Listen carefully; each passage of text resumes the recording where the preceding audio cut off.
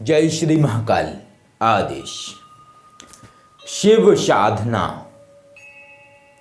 शिव साधना अपने आप में बहुत ही अद्भुत साधना है। जब आप महादेव की साधना करते हैं तो आपके अंदर बहुत सारे बदलाव आते हैं, और उन बदलाव में से एक बदलाव जो सबसे महत्वपूर्ण बदलाव है वो है विवेक का उदय होना।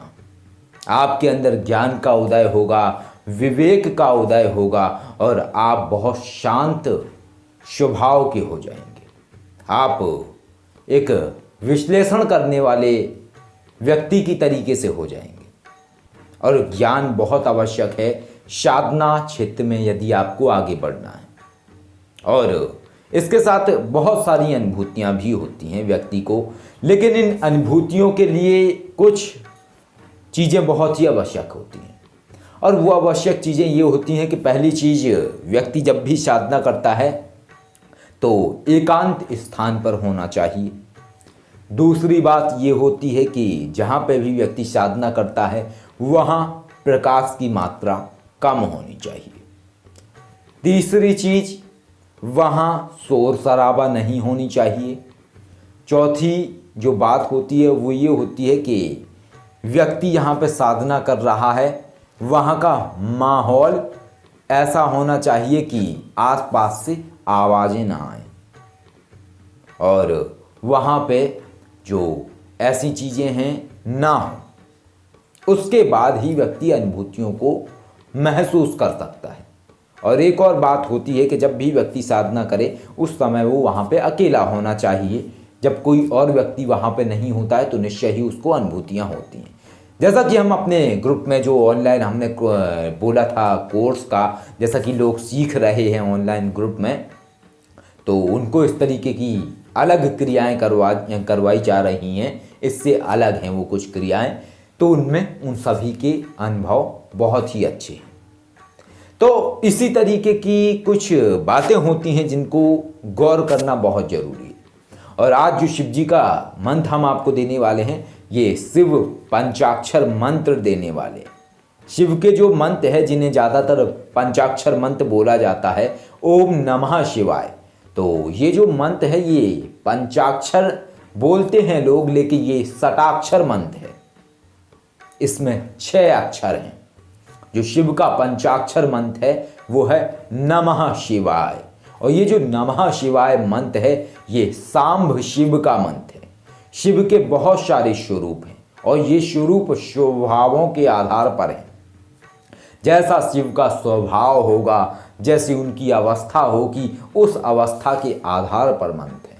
तो ये मंत्र सांब शिव का है, जिसका वर्णन आपको शिव पुराण में मिल जाएगा। और एक और चीज़ है, ये जो मंत्र है नमः शिवाय, ये मृत्युंजय मंत्र भी है। ये शायद आप लोगों को ज्ञात ना हो, लेकिन नमः शिवाय मृत्युंजय मंत्र भी है। यदि किसी व्यक्ति को कोई छोटा मोटा रोग है या बुखार है या कोई समस्या है तो वो 1.25 लाख मंत्र का संकल्प लेकर इस मंत्र का जाप भी कर सकता है, नमः शिवाय नमः शिवाय नमः शिवाय। उसको वही फल प्राप्त होगा जो महामृत्युंजय मंत्र का फल है। ओम त्र्यंबकम यामहे सुगंधिम पुष्टिवर्धनम उर्वारुकम बंदनान मृत्यो मोक्षे मामृतात्। ये महामृत्युंजय मंत्र है। और जो हमने आपको पंचाक्षर मंत्र बताया है ये मृत्युंजय मंत्र भी है। तो शिव साधना वैसे ही करनी है आपको, सोमवार से शिव साधना करनी है और 1.25 लाख मंत्र जाप करना है आप लोगों को अगले सोमवार तक। यानी इस सोमवार से आप साधना शुरू करेंगे और अगले सोमवार तक आपको 1.25 लाख मंत्र जाप करना है। कोई इस साधना से आपको आशा नहीं रखनी है।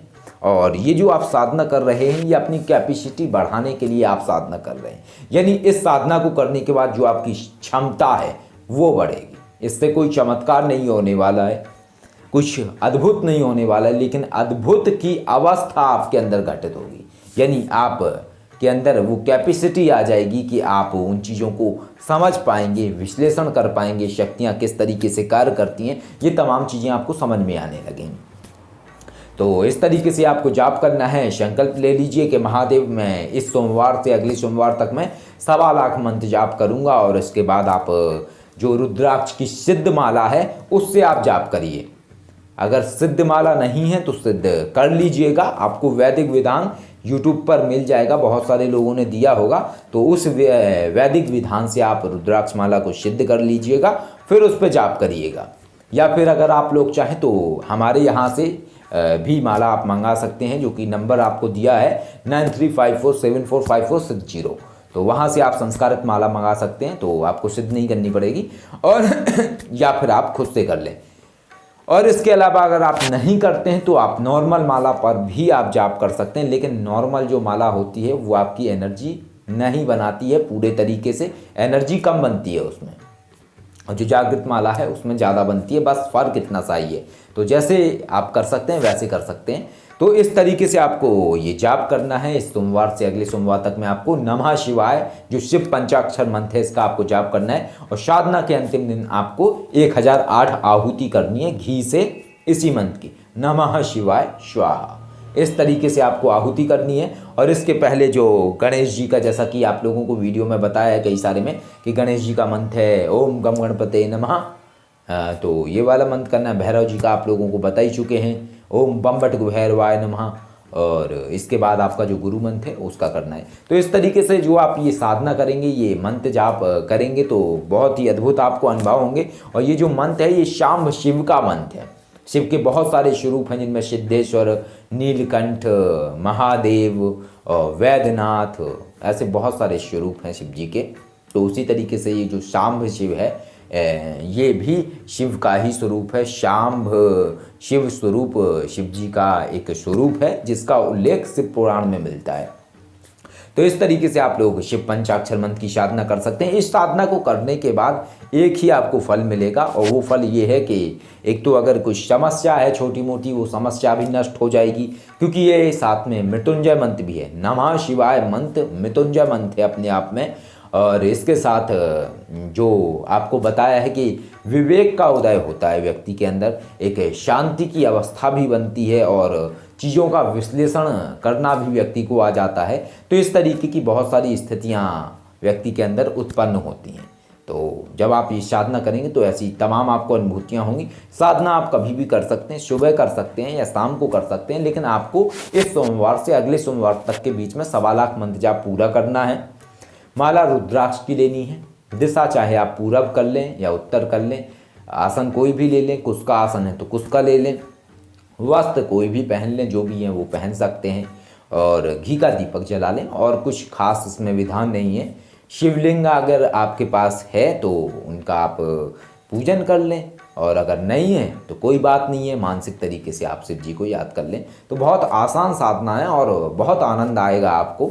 लेकिन बशर्ते शर्त इतनी ही है जो आपको बताइए कि जब आप साधना करें वहाँ पे प्रकाश कम होना चाहिए, कोई दूसरे व्यक्ति की मौजूदगी नहीं होनी चाहिए, आप अकेले होने चाहिए, और थोड़ा शांति होनी चाहिए उस समय, यानी शोरगुल ज़्यादा ना हो, ताकि आप कनेक्ट हो सकें खुद से। तो कुछ अलग अनुभूतियाँ होंगी आपको, जिनमें ठंडक महसूस होना और भी तमाम चीज़ें।